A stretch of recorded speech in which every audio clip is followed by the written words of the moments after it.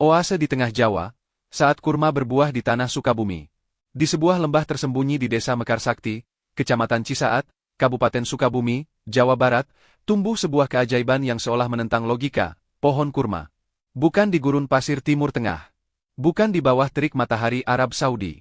Tapi di tengah hutan tropis Indonesia, di bawah rindangnya pepohonan pinus dan udara sejuk pegunungan, 462 pohon kurma berdiri tegak, berbuah, dan berkembang.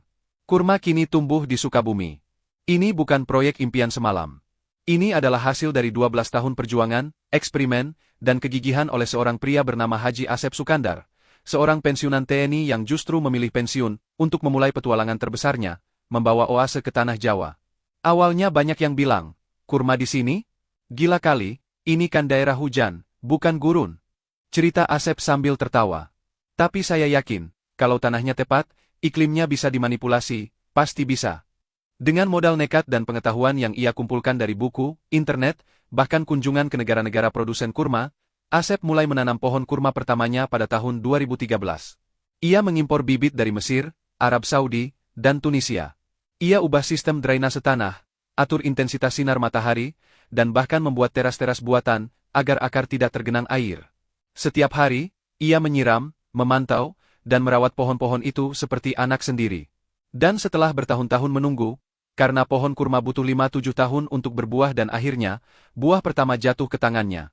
Saat itu saya menangis, bukan karena manisnya, tapi karena saya tahu, ini bukan hanya kurma. Ini adalah bukti bahwa Indonesia bisa. Kini, kebun kurma seluas 3 hektar ini, bukan hanya tempat budidaya. Ia telah berubah menjadi destinasi edukasi dan wisata religi.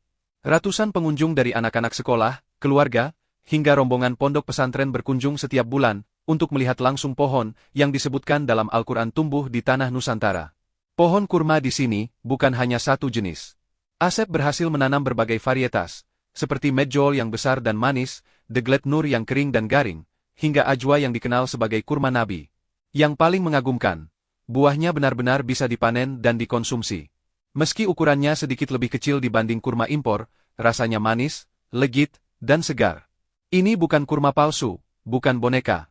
Ini asli, tumbuh dari tanah Indonesia, kata seorang pengunjung, sambil mengunyah buah yang baru dipetik. Kebun kurma Mekarsakti juga menjadi simbol ketahanan pangan dan ketahanan iman. Di tengah ketergantungan Indonesia pada impor kurma selama bulan Ramadan yang mencapai ribuan ton setiap tahun, Asep ingin menunjukkan bahwa kita bisa mandiri. Kenapa harus impor, kalau kita bisa tanam sendiri? Kurma bukan cuma buah, tapi juga simbol keberkahan.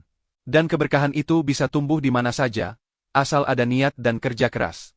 Pemerintah daerah pun mulai melirik. Beberapa instansi pertanian sudah melakukan studi kelayakan, dan ada wacana untuk mengembangkan kebun kurma serupa di daerah lain dengan iklim mikro yang mendukung. Namun, Asep tidak ingin cepat-cepat memperbesar. Ia ingin memastikan bahwa setiap pohon yang tumbuh dengan benar.